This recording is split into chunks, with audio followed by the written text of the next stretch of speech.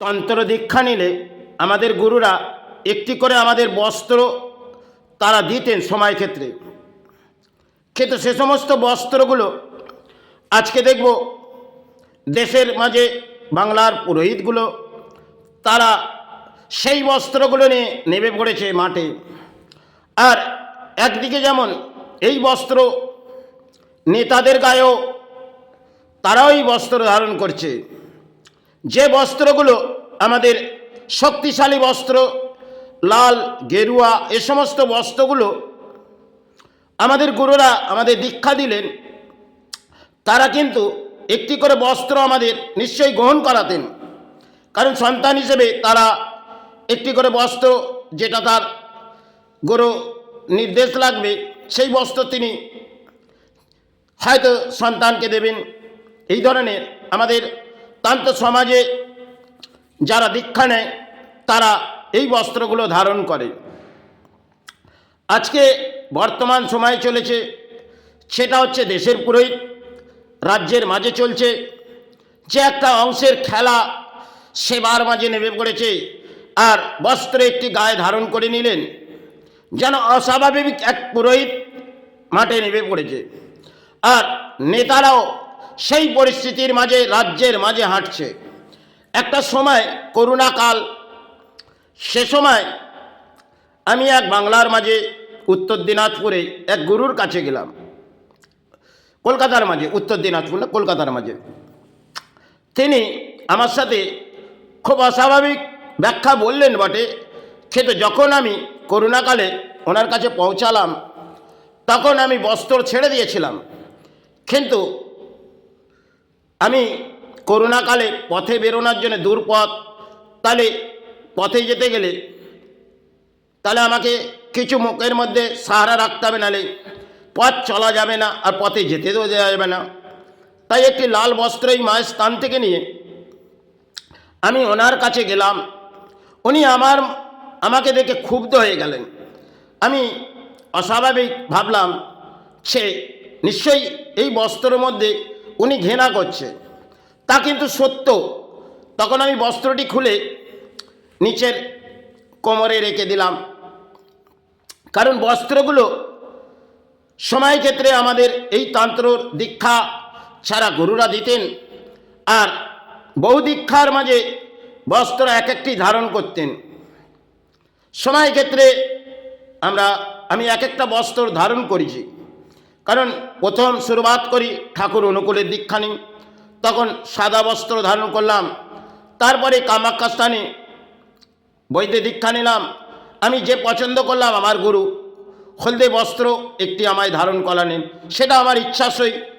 আবার একটি গুরু, তিনি কিন্তু আমাকে লাল বস্ত্র ধারণ করা। আমি 3 বার দীক্ষিত, 2 বার বৈদ্য, 1 বার তন্ত্র। কিন্তু সময় ক্ষেত্রে হয়তো গুরুরা আমাকে দিয়েছিলেন, কিন্তু আজ এই বস্ত্রগুলো সেটাই সমাজে পরা যায় না, আর আমি ছেড়েও দিয়েছি। কিন্তু এই সমাজের যা পরিস্থিতি, তা হয়তো এই বস্ত্র নিয়ে একটা খেলা চলছে। কারণ নেতারা নেমে পড়েছে, যেন কত বড় ধর্মের পুরোহিত এসে গেছে, তারা ধর্মের মানুষ এসে গেছে। আর যারা সময় ক্ষেত্রে ধর্ম করে গেছেন, তারা যেভাবেও বস্ত্র নিয়ে এইভাবে খেলা খেলেনি। যে বস্ত্র তাদের দেহের মধ্যে থাকতো, সে অতি দুর্গন্ধ থাকলে তারা কিন্তু সেই বস্ত্র নিয়ে পথে চলে যেতেন। আর বস্ত্রটি তাদের গায়ে অত্যন্ত, তারা সে বস্ত্রগুলো আজকে আমরা দেখব এক একটা নতুন বস্ত্র, নেতাদের থেকে আরম্ভ করে পুরোহিত অবধি তারা মাটি নেমে পড়েছে, যেই বস্ত্র নিয়ে একটি খেলা চলছে। কারণ তন্ত্র সমাজে গুরুরা দীক্ষা দিতেন। আজকে রাজনীতির মাঝে একটা দীক্ষা দেওয়ার জন্যে কিছু বস্ত্র আবির্ভাব করছে এই নেতারা, কারণ এরা বুঝে উঠছে যে আমরাই পরম ভক্ত এসেছি। তাহলে যারা ধর্ম করে গেছেন সময় ক্ষেত্রে, তারা এই বস্ত্রগুলো আমাদের সন্তানদের দিয়ে গেলেন। আমি হয়তো একটা টাইম ওগুলো ছেড়ে দিয়েছি, কারণ এই বস্ত্র নিয়ে আজ হয়তো সেভাবে হোক মায়ের সেবা করি। সে বস্ত্র আমার দীর্ঘদিন, সাদা বস্ত্র একটি ছেঁড়া হোক, সেটা নিয়ে আমি মায়ের সেবা চালাই। কিন্তু কোনো হয়তো পথে ঘুরি, সেটা আমি প্যান্ট শার্ট পরে। তাই আমি কোনো বস্ত্র আর দেহের মধ্যে লাগাতে চাই না, যেটা আমি পারি এক কাপড়ে আমি মায়ের সেবা দীর্ঘদিন ধরেই করে যাচ্ছি। আর এই তন্ত্র সমাজের বস্ত্র সেটা সময় ক্ষেত্রে আমি ছেড়ে দিয়েছি, কারণ সেটা তিনি আমাকে কিছু বুঝিয়েছিলেন। সেটা আমি যখন রাতে বাড়ি ফিরলাম, আমি অস্বাভাবিক ভাবলাম উনি দুদিন আগে আমার সাথে খুব গ্রহণযোগ্য বাত করলে কথা বললেন, আর যখনই আমি ওনার কাছে প্রবেশ করলাম, একটি বস্ত্র যখন মুখের মধ্যে দিলাম, তখন উনি যেন আমার কাছে আমাকে ক্ষুব্ধ হয়ে গেলেন। তখন আমি নীরব হয়ে ভাবলাম এটাই হচ্ছে কাল, এই বস্ত্র তিনি কিন্তু ঘৃণা করছে, সেটা কিন্তু সত্য, আর সত্যটাকে আমরা মেনে নিই না। তাই আমি বুঝে উঠেছিলাম এই বস্ত্র কারণ অপবিত্র মাঝের বাংলায় নেমে পড়বে, আর নেমে পড়েছে হয়তো, কিন্তু সমাজ আজকে রাজনীতির মাঝে নেতারা আর পুরোহিতরা যেন ঢল নেমে পড়েছে। এক একটা বস্ত্র আমাদের রাজ্যের গুরুরা দিয়ে গেলেন, কারণ তারা দীক্ষা দেওয়ার সময় তার সন্তান শিষ্যদের একটি করে বস্ত্র দিতেন। আজকে নেতাদের গায়ে দিয়ে দিচ্ছেন একটি করে বস্ত্র, কারণ ভক্তরা তারা পরম ভক্ত, যেন গুরুর ভক্ত এসে গেছে আর মাতৃর ভক্ত এসে গেছে। আর পূজারীও একটা জায়গায় নেমে পড়েছে।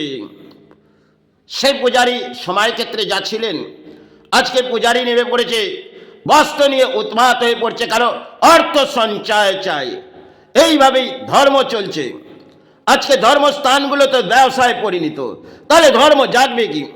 এ ধর্ম জাগবে না, কারণ বাংলা লুপ্ত হয়ে পড়েছে, আর বাংলার মাঝে নেতারা উন্মাদ হয়ে পড়েছে। পরম ধর্মীয় এসে গেছে বাংলার মাঝে, তাদেরকে সাহারা রাখুন, দেশের রাজ্যের পরিস্থিতি ভালো আসবে।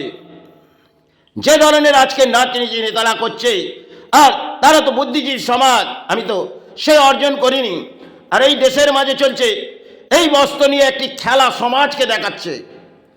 তারা কখনো মাজারে যায়, সেখানে হয়তো একটা সময় তারা কিন্তু সে কাজ করেছে, আবার পরিবর্তনের ঝড় বয়েছে, তাহলে বস্ত্র ধারণ করেছে এটা নেতারা আজকে বাংলার। তাই এই পরিস্থিতিতে ব্যাখ্যার আর কিছু জায়গা নেই, কারণ সমাজ উন্মাদ হয়ে পড়েছে। তবে সমাজে এই পরিস্থিতিতে আজ হয়তো চলছে বটে, কিন্তু একটা সময় হয়তো কিছু ভয়ঙ্কর আসবে, কামনা করি যাতে না আসে। কিন্তু সমাজ যেখানে উন্মাদ হয়ে পড়েছে, তাহলে প্রকৃতি কিছু অবদান আমাদের দেখাবে, সেটা সময় হয়তো বাকি আছে। কারণ দীর্ঘ সময় আমি ভাবছি সেই সমাজ কোথায় আসছে আর কোথায় চলে যাচ্ছে। কারণ এ সমাজ ধর্ম করে চিৎকার করে জাগবে না, আর ধর্মের গান গেয়ে এ সমাজ জাগবে না, আর ঘন্টা বাজে সমাজ জাগবে না। কারণ সমাজ লুপ্ত হয়ে পড়েছে, ধর্মের জায়গাগুলো ব্যবসায় পরিণত হয়ে গেছে। দেশের নেতারা এক একটা মন্দির গড়ে দেবে, তারা ধর্মস্থান গড়বে, আর সমাজ সেখানে চলে যাবে। ঢাল লাবণ আপনাদের ধর্মস্থান গজিয়ে আসছে, আপনাদের পরম সৌভাগ্য এসে গেছে। যদি দেবী দুর্গার আবির্ভাব হয়ে যায় আর মহাকাল এসে যায়, তাহলে জানবেন আপনাদের পরম সৌভাগ্য হয়তো বাংলার মাঝে এসেছে।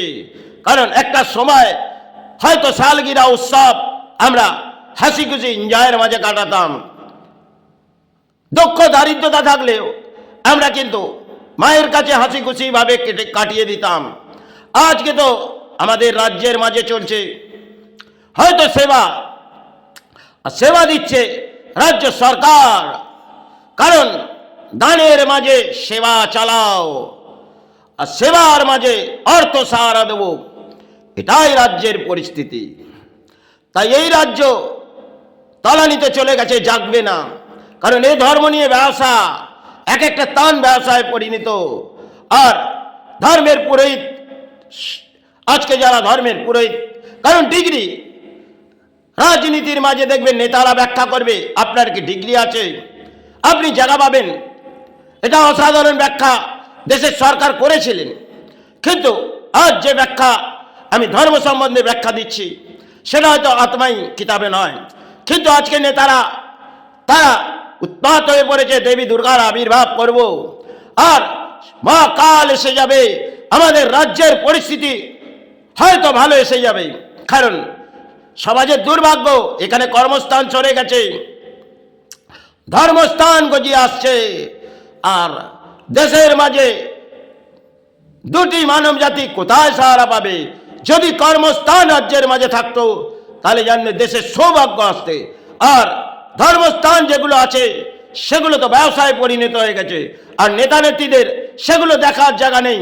কারণ আমি যে ধর্মস্থান করব তাতেই সমাজ জেগে পড়বে। বাহ, এই বাংলা চলছে এক ভয়ঙ্কর রাজনীতি। হয়তো জীবনে কোনো রাজনীতি করিনি আর রাজনীতিকে পরোয়া করি না, কিন্তু আজ শ্রীচরণে কাল হয়তো চলে যাব, তাই ধর্ম শ্রেষ্ঠ ভাববো। কিন্তু এই ধর্মের জায়গাগুলো আজ যা ব্যবসায় পরিণত হয়ে গেছে, চলুক ব্যবসা।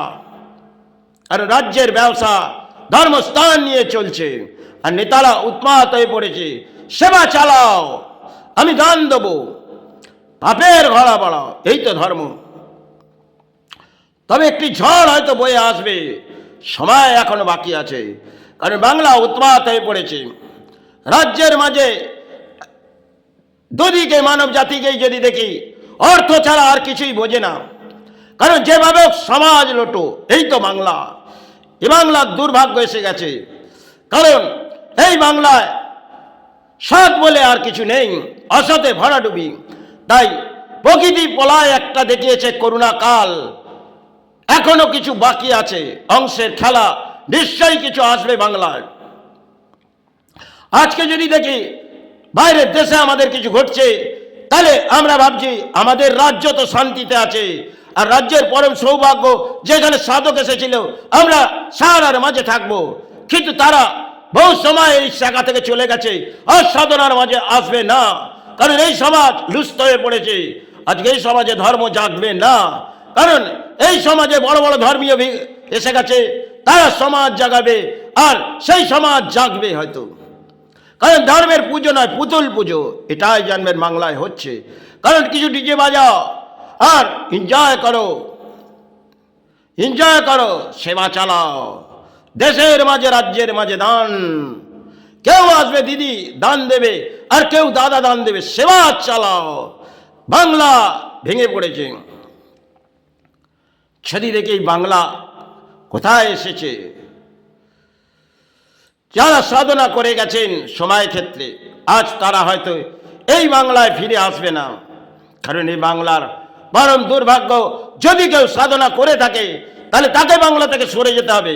কারণ এই বাংলায় ডিগ্রি, যদি কেউ ডিগ্রি হাসিল করে তাহলে রাজ্যের নেতারা উন্মাদ হয়ে পড়বে। কারণ অর্থ দিয়ে ডিগ্রি, কখনোই কোনো ধর্মীয় মানুষ, তারা ঈশ্বর ছাড়া কিছু বোঝে না, তাদের কোনো ডিগ্রির প্রয়োজন নেই।